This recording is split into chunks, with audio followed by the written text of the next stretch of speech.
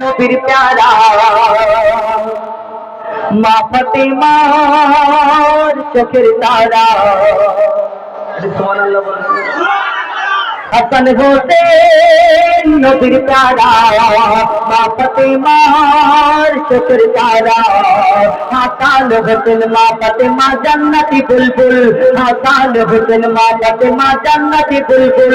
যাদের গুণগান করে গেছে মুহাম্মদ রাসূল। হাসান হোসেন নবীর প্যারা মা ফাতেমার চোখের তারা। হাসান হোসেন মা ফাতেমা জান্নাতি বুলবুল। যাদের গুণগান করে গেছে মুহাম্মদ রাসূল। হাসান হোসেন নবীর প্যারা। কোরআন এই দুনিয়াতে আল্লাহ আমার নবী এই দুনিয়াতে কোরআনকে আমাদের বুকে ধরে রাখার জন্য বলেছেন। আর একটা জিনিসের কথা বলেছেন, কিন্তু অনেক জনা এই দুনিয়াতে সেইটা প্রকাশ করে না। কবি ছন্দের মাধ্যমে আরো কি লিখছে দেখুন। কোরআনকে ধরে রাখো সিনায়, কোরআনকে ধরে রাখো সিনায়। আহলে বায়াত রাখো মনের কাবায়, আহলে বায়াতের মোহাব্বতে আর থাকবে তুমি আরশ পাকের ছায়ায়। তবে শাফায়াত মানলে আহলে বায়াত, তবে শাফায়াত মানলে আহলে বায়াত। জান্নাতি হবে তারা। হোসেন হাসান নবীর প্যারা মা ফাতেমার চোখের তারা। হাসান হোসেন মা ফাতেমা জান্নাতি বুলবুল। যাদের গুণগান করে গেছে মুহাম্মদ রাসূল। হাসান হোসেন নবীর প্যারা। কবি ছন্দের মাধ্যমে আরো কি লিখছে দেখুন। এই হাসান হোসেন আসলে কি, আরো কি লিখছে দেখুন। হাসান হোসেন ইসলামের খুঁটি, যার রক্ত মেখে ধন্য হলো কারবালার মাটি। আমার নবীর নামাজা ইমাম হাসান আর ইমাম হোসেন আমরা বলি, আবার কিছু মানুষ বলে ইমাম বলবে কেন, ইমাম হাসান ইমাম হোসেন বলতে হবে। মসজিদের ইমাম সাহেবকে যদি ইমাম বলতে পারি, বলা যায়, বলা হয়, তাহলে ইমাম হাসান যাকে আল্লাহ রাসূল এত ভালোবাসতেন, যিনি এই দুনিয়াতে ইসলামের জন্য তার জানকে কাটিয়ে দিলেন, সেই ইমাম হোসেনকে ইমাম বললে আবার কতজন কত কি বলে। তবে এই চন্দ্রের মাধ্যমে লিখছে দেখুন। হাসান হোসেন ইসলামের খুঁটি, যার রক্ত মেখে ধন্য হলো কারবালার মাটি। হাসান হোসেন জান্নাতের সরদার, যার পিতা শেরে খোদা আলী হায়দার। হাসান হোসেন জান্নাতের সরদার, যার পিতা শেরে খোদা আলী হায়দার।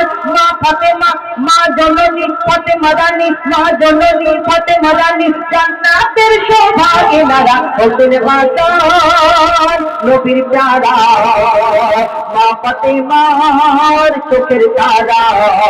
হাসান হোসেন মা ফাতেমা জান্নাতি বুলবুল।